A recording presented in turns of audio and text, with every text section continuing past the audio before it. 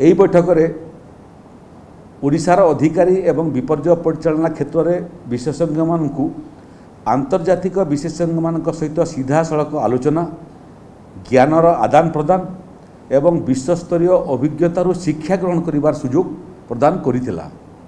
ପ୍ରତିନିଧିମାନେ ସିଧାସଳଖ ରାମଚଣ୍ଡୀଠାରେ ଓଡ୍ରାଫ ପକ୍ଷରୁ ପ୍ରଦର୍ଶିତ ଜଳ ଉଦ୍ଧାର ପ୍ରଦର୍ଶନୀ ମଧ୍ୟ ଦେଖିଥିଲେ, ଯାହା ରାଜ୍ୟର ପରିଚାଳନାଗତ ପ୍ରସ୍ତୁତି, ଅତ୍ୟାଧୁନିକ ଉପକରଣ ଏବଂ ବନ୍ୟା ଏବଂ ଜରୁରୀ ପରିସ୍ଥିତିରେ ପ୍ରତିରକ୍ଷା କ୍ଷମତାକୁ ପ୍ରଦର୍ଶିତ କରାଯାଇଥିଲା। ବିପର୍ଯ୍ୟୟ ପରିଚାଳନା ବ୍ୟତୀତ ଏହି କାର୍ଯ୍ୟକ୍ରମ ଓଡ଼ିଶାର ସମୃଦ୍ଧି,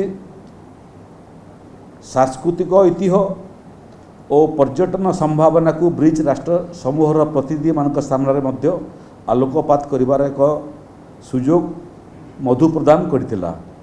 ପ୍ରତିନିଧିମାନେ କୋଣାର୍କ ସୂର୍ଯ୍ୟ ମନ୍ଦିର ପରିଦର୍ଶନ କରିବା ସହ 700-800 ବର୍ଷ ପୂର୍ବେ ଆମର ପୂର୍ବଜମାନଙ୍କର ଯେଉଁ କଳା କୌଶଳ